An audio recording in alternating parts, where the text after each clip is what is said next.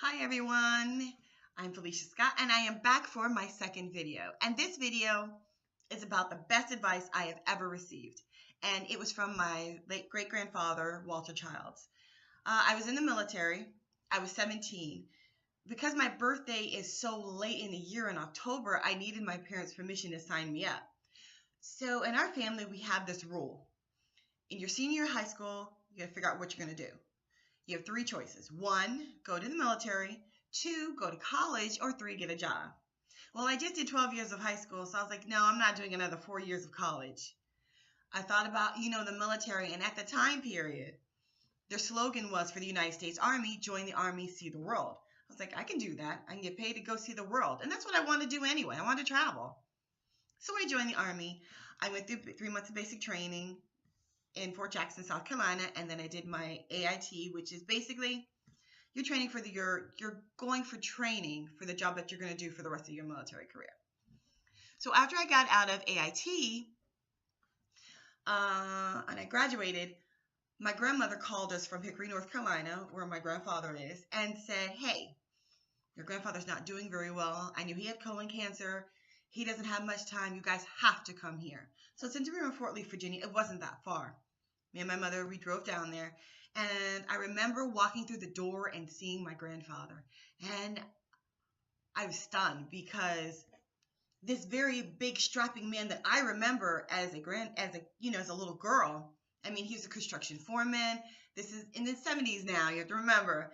He would take me with him to the construction site, and hearing this little tiny girl with a pink, construction hat, and he loved me dearly, and I loved him. And so I'm seeing him, and I'm seeing him on the sofa, and he was so small, and he was so thin and frail, and his face had sunken in, and he was at death's door. He really was. And I was so relieved that we got there. So he sent my mother out to talk to my great-grandmother, and he sat me down on the sofa. And I was so happy to see him. He was so happy to see me, because when he saw me and my mother, his face lit up with such pure joy. So we're sitting down on the sofa, and he grabs my hand, and he's like, Felecia, there's something I have to tell you. I was like, okay, great-granddaddy, what is it? He said, I'm at death's door. And before I can say anything, he's like, I already know. Don't try to deny it. I already know. I need you to really listen to what I have to say. He said, if there's anything that you want to do in this life, do it. If there's any job that you want to do, if there's any place you want to go, I can hear it still to this day so clearly in my mind, do it. Here I am. I'm at the end of my days, and I don't have much time left. And all I can do is think back to the years of all the things that I wanted to do and I didn't do because I didn't think I could, or somebody told me that I couldn't. And I had responsibilities as a father and as a husband. And he said, I love my family. He said, I love my children. But there are things personally that I wanted to do. He said, I see you here now, full of life, full of energy. No one's telling me that you can't do anything. He said, so when you go in the military, if you want to go to Italy, if you want to go to Morocco, do it. He said, don't be like me, sitting in this very frail and weak body, wishing I shoulda, woulda, or coulda. Do it. And from that day, I truly have. My mom calls me a nomad because I'm always living all over the place. So when we left, as I went home to see my family, and I had a great time with them, when we got to Connecticut, where I was from, when we got there, he passed away. So I really felt that he was there waiting for us. And now that he got to say peace to me and my mom, we had to turn around and drive right back down to his funeral. And I'm so glad that we went and we saw him. I am so glad for his words of advice, because I tell my friends that. I tell everybody that. When I got my first duty station was over in Germany. I learned how to use the train. So I was traveling everywhere. And this is back in 1990, 91, 92. And in that time period, all I needed was my government ID. I could go to any country. I didn't need a passport. I went to Madrid, Spain. I went to, Lisbon and Portugal. I went on this boat, and it had a glass bottom. And Lisbon, back in the 1400s, 1400s, there was a massive earthquake, and the city actually fell into the ocean, and they built the city on top of the city. That's why Lisbon is called the city on top of the city. And on the glass bottom ocean, I could actually see the city underneath. It was the coolest thing.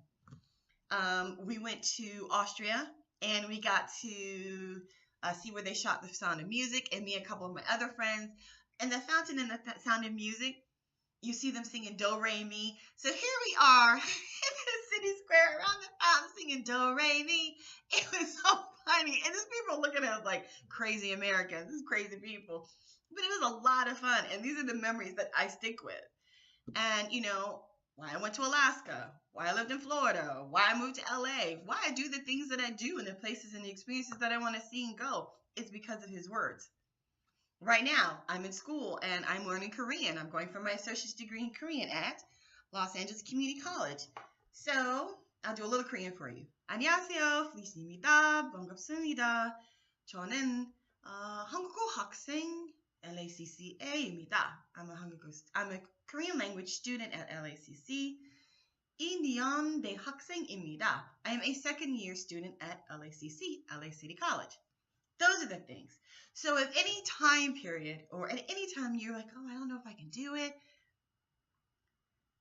stop trying to find the excuses of why you can't do it and start finding the reasons of why you can.